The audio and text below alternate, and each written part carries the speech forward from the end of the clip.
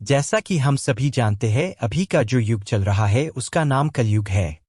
सनातन धर्म ग्रंथों के अनुसार 4 युग होता है: सतयुग, त्रेतायुग, द्वापर युग और कलयुग। हर युग का समय निर्धारित किया हुआ होता है। जब युग का समय निर्धारित किया हुआ पूर्ण हो जाता है तब युग परिवर्तन होता है। युग परिवर्तन के अनुसार सब कुछ बदल जाता है। युग की आयु, इंसानों की आयु एवं उनके विकास एवं सभी जीव जंतु युग के अनुसार बदल जाते हैं।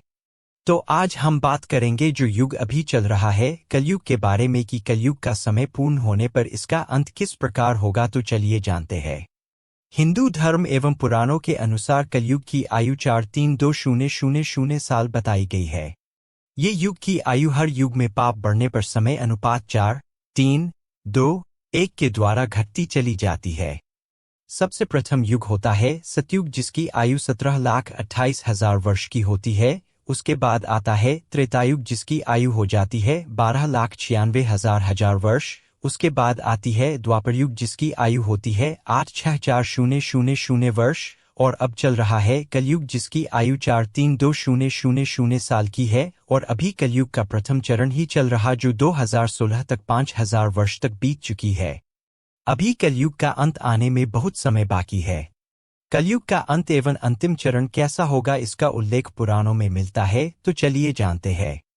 हिंदू धर्मशास्त्र एवं श्रीमद्भागवत एवं भविष्य पुराणों के अनुसार जब कलयुग अपने चरम सीमा पर होगा तब कलयुग में पाप कर्म करने वाले मनुष्यों की संख्या अधिक से अधिक बढ़ जाएगी। तब इस संसार में अधर्म का साम्राज्य तेजी से बढ़ जाएगा। हर जगह चोरी डकैती, लूटपाट, हत्या, अधर्म जैसा कार्य होंगे।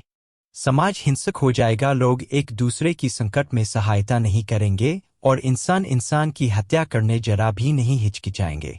कलयुग के अंत में क्या होगा? स्त्रियां अपने अपने पति की इज्जत नहीं करेंगी और पराये मर्दों से संबंध रखेगी। जो बलवान और धनवान वाला होगा उसी का शासन होगा। तब इंसानों की आयु 10 से 20 वर्ष ही रह जाएगी। मनुष्य 16 वर्ष की आयु में ही वृद्ध हो जाएंगे और स्त्रियां 8 से 10 वर्ष की आयु में ही गर्भवती होने लगेंगी। उस समय मनुष्य की लंबाई 4 से 5 इंच रह जाएगी। उस समय धरती का तापमान इतना होगा कि सभी लोग गड्ढे खोद कर रहेंगे। उस समय पेड़ पौधे फल देना बंद कर देंगे और सूख कर नष्ट हो जाएंगे। लोग भूख प्यास से मरने लगेंगे और गाय भैंस बकरी की तरह छोटे छोटे हो जाएंगे और दूध देना बंद कर देगी। पृथ्वी की भूमि की उपजाऊ अंश 5 से 7 फीट अंदर चली जाएंगी। भूमि पर अन्न का दाना न के बराबर उगेगा। लोग भूख प्यास एवं अकाल से दम तोड़ने लगेंगे। पृथ्वी लोक से सभी देवी देवताओं विलुप्त होकर अपने लोक चले जाएंगे एवं गंगा सहित सभी भारत की पवित्र नदियां सूखकर स्वर्गलोक चली जाएगी। जब चारों तरफ धर्म का साम्राज्य बढ़ जाएगा और लोग भूख कैसे तड़प तड़प के मरने लग जाएंगे, तब पुराणों के अनुसार भगवान विष्णु के 10वें अवतार भगवान कल्कि का जन्म होगा।